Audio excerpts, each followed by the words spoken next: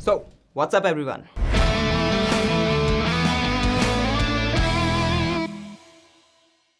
India की one of the most awaited e bike Tork Kratos launch हो चुकी है और मैंने इसका पूरा का पूरा लॉन्च इवेंट देखा है और मैं आप लोगों के लिए लेके आया हूँ इस बाइक की डिटेल और साथ ही साथ हम इसको कंपेयर करेंगे रिवॉल्ट RV400 के साथ, सो दैट आप लोगों को पता चल सके कि आपके लिए कौन सी बेस्ट चॉइस है। So stay tuned. तो यार चलो एक काम करते हैं, अपनी वीडियो स्टार्ट करते हैं लुक्स एंड कंफर्ट से।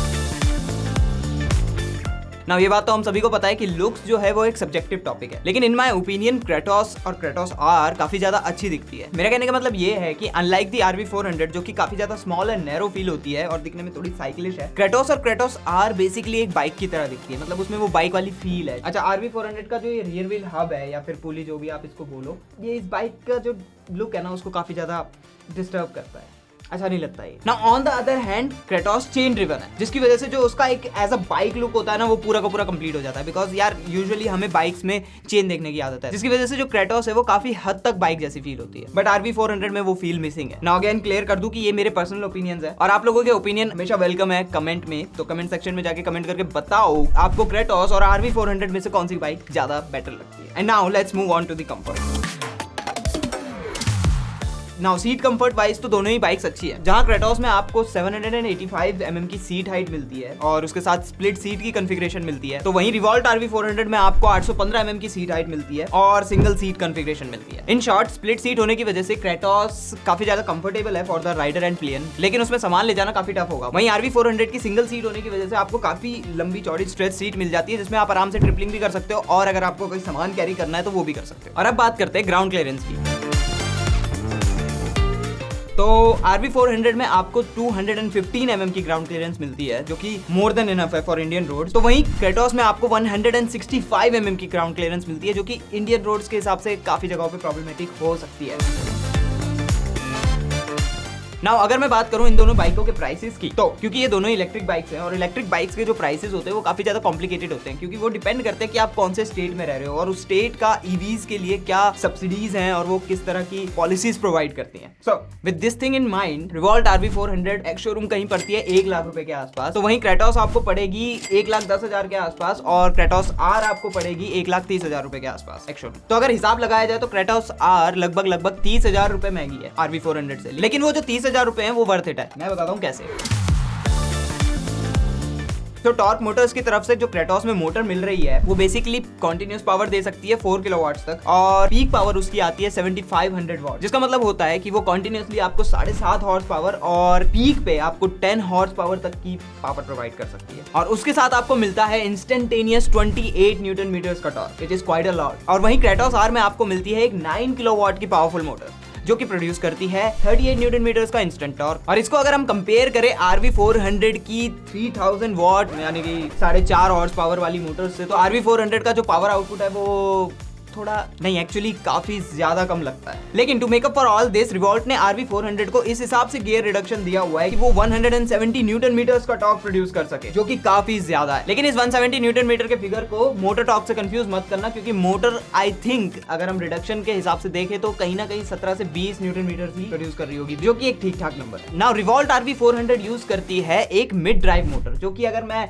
सीधी आसान भाषा में बताऊं तो वो साइक्लिस्ट वाली इलेक्ट्रिक मोटर, और मोटर को टायर से कनेक्ट करती है ये बेल्ट, सो दैट जो पूरा का पूरा ऑपरेशन है वो काफी ज्यादा साइलेंट रहे। On the other hand Kratos use करती है एक axial flux permanent magnet synchronized air cooled motor, जिसका डायरेक्टली मतलब ये होता है कि आप लोगों को मिलेगी हाई एफिशिएंसी 96% तक की, और उसके साथ साथ हायर एनर्जी डेंसिटी और उसके साथ हाई टॉर्क आउटपुट, जो कि परफॉर्मेंस वाइज क्रेटोस को RV400 से काफी ज्यादा बेटर बना देते हैं। नाउ इलेक्ट्रिक बाइक्स के साथ एक बहुत ही कॉम्प्लिकेटेड गेम चलती है। अगर परफॉर्मेंस बहुत ही ज्यादा अच्छी है तो ऑब्वियसली जो रेंज होगी, रियल लाइफ की जो रेंज होगी वो काफी ज्यादा कम होगी। इन सब पॉइंट्स को दिमाग में रखते हुए अगर हम ध्यान दें तो क्रेटोस में यूज हुआ है एक 4 किलोवाट आवर का बैटरी पैक, जिसे टॉर्क मोटर्स ये क्लेम करते हैं कि क्रेटोस आराम से 180 किलोमीटर तक की रेंज निकाल के दे सकती है अंडर द आइडियल कंडीशंस। हालांकि एट द सेम टाइम वो ये भी कहते हैं कि रियल वर्ल्ड में इसकी रेंज 120 किलोमीटर के आसपास होगी। On the other hand revolt RV400 use करती है एक 3.24 किलोवाट का बैटरी पैक और उससे रिवॉल्ट क्लेम करता है कि वो 150 किलोमीटर तक की रेंज प्रोवाइड कर सकते हैं अंडर दी इको मोड, में कि आपकी बाइक की स्पीड 45 किलोमीटर पर आवर तक लिमिट हो जाएगी। लेकिन रियल वर्ल्ड यूजर्स का कहना यह है कि RV400 इजीली 120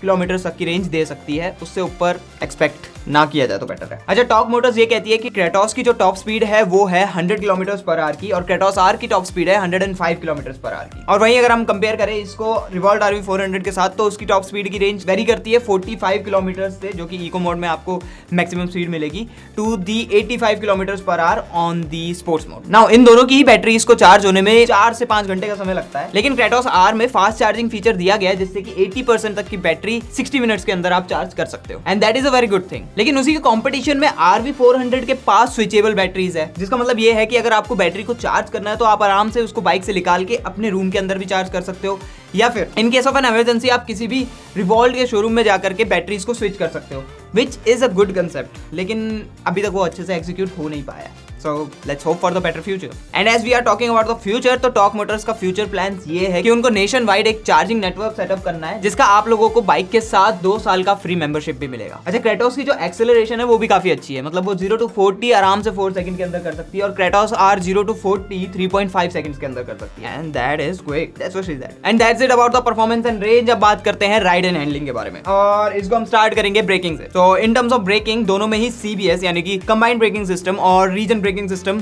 अवेलेबल है। नाउ जहां RV400 में आपको आगे और पीछे दोनों ही साइड 240 mm की डिस्क ब्रेक्स मिलती है, वहीं क्रेटोस में आपको 267 mm की फ्रंट डिस्क ब्रेक और 220 mm की रियर डिस्क ब्रेक मिलती है। RV400 बेस्ड है एल्यूमिनियम क्रेडल फ्रेम के ऊपर। एज अ रिजल्ट जो बाइक है वो काफी ज्यादा लाइट है, एंड उसको ट्रैफिक में मैन्यूवर करना भी बहुत ज्यादा इजी है, और वो काफी ज्यादा एजाइल भी फील होती है। इन शॉर्ट बाइक काफी ज्यादा लाइवली है, उसको चलाने में बहुत ज्यादा मजा आता है। On the other hand Kratos use करती है स्टील ट्रेलिस फ्रेम, और उन्होंने बैटरी को यूज किया है as the stress member.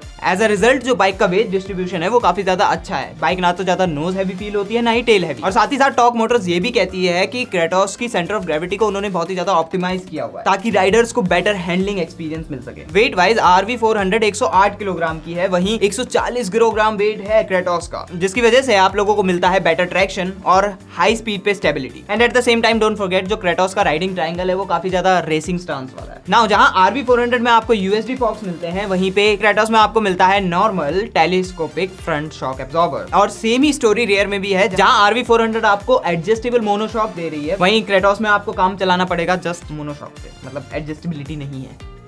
Now दोनों ही बाइक्स की बैटरीज IP67 रेटेड है, जिसका मतलब ये है कि उनको ना तो पानी से कोई परेशानी है, ना ही धूल से, और ना ही शॉक से। लेकिन जैसा कि मैंने पहले भी बताया था, RV400 की बैटरी स्विचेबल है, तो आप उसको इजीली बाइक से डिटैच कर सकते हो। वहीं क्रेटोस की जो बैटरी है वो एक एल्यूमिनियम केसिंग के अंदर सील्ड है, जिसपे टॉर्क मोटर्स ये क्लेम करती है कि ये बैटरी प्रोवाइड करती है हायर एनर्जी डेंसिटी और ऑप्टिमम कूलिंग, जो कि एक काफी क्रूशियल और पॉजिटिव पॉइंट है considering the extreme weather conditions of India. दोनों ही बाइक्स में 17 इंच के रिम्स है। Now let's move on to the features. अच्छा, पहले मैं आप लोगों को RV400 और क्रेटोस के कॉमन फीचर्स बता देता हूँ, जो कि है डिजिटल इंस्ट्रूमेंट ये क्या है, जो कि है digital instrument cluster, which is nice. Multi drive modes, जिसको मुझे लगता है कि मल्टी राइड मोड्स कहना बेटर चॉइस होगी, जस्ट सेइंग। इसके साथ आपको मिलती है mobile app connectivity and navigation. और अब मैं आप लोगों को बताता हूँ RV के कुछ स्पेशल फीचर, जैसे कि adjustable foot pad, switchable battery और एक स्पीकर सिस्टम, ताकि आप लोग एक इलेक्ट्रिक बाइक में एग्जॉस्ट नोट सुन सको। उसमें भी आपको 4 ऑप्शंस मिलते हैं, और आप कौन सा नोट सुनना चाहते हो वो आप ऐप से सिलेक्ट कर सकते हो, which is a nice touch. वहीं क्रेटोस में आप लोगों को मिलता है storage for your mobile phone, USB charging for your mobile phone, एक रिवर्स मोड, क्योंकि लिटरली 140 किलो की वजन के साथ बाइक काफी ज्यादा हैवी है, और साथ ही साथ आपको मिलता है एक क्रैश अलर्ट फीचर, जिसके बारे में टॉर्क मोटर्स ने ज्यादा डिटेल्स नहीं दी है, एंड बिलीव मी मैंने पूरा का पूरा लॉन्च इवेंट देखा। And last but not least, ride analytics. अच्छा, वीडियो एंड करने से पहले बात कर लेते हैं दोनों की सर्विसेज के बारे में। नाउ RV400 या फिर बात करूं मैं किसी भी रिवॉल्ट को आपको सर्विस सेंटर पे ले जाकर के सर्विस करानी पड़ती है। On the other hand torque Motors का कहना यह है कि वो किसी भी स्टेट में अपनी बाइक बेचने से पहले वहां पे अपना सर्विस नेटवर्क सेटअप करें, एंड सर्विस नेटवर्क भी नॉर्मल वाला नहीं, डोर स्टेप सर्विस वाला। वैसे तो इलेक्ट्रिक बाइक में मेंटेनेंस और सर्विस कॉस्ट काफी कम होती है, बट गिवन दैट की सर्विस कराने के लिए आप लोगों को सर्विस सेंटर नहीं जाना पड़ेगा, अपना पूरा दिन वेस्ट नहीं करना पड़ेगा, आपको आराम से घर पे बैठे सर्विस मिल रही है, तो that is a positive point. And that's it guys, यहीं समाप्त होती है आज की video. I hope you guys enjoyed it. Now मेरा काम हुआ खत्म, और आप लोगों का काम है वीडियो को लाइक करना। कमेंट करके बताओ कि आपको इन दोनों में से कौन सी बाइक बेटर लगी। मेरा ओपिनियन आपको कमेंट सेक्शन में मिल जाएगा। सब्सक्राइब बटन दबाना मत भूलना, और उसके साथ वो छोटी सी नोटिफिकेशन बेल है ना, वो भी दबा देना। I will see you guys next time. Thanks for watching. Piece.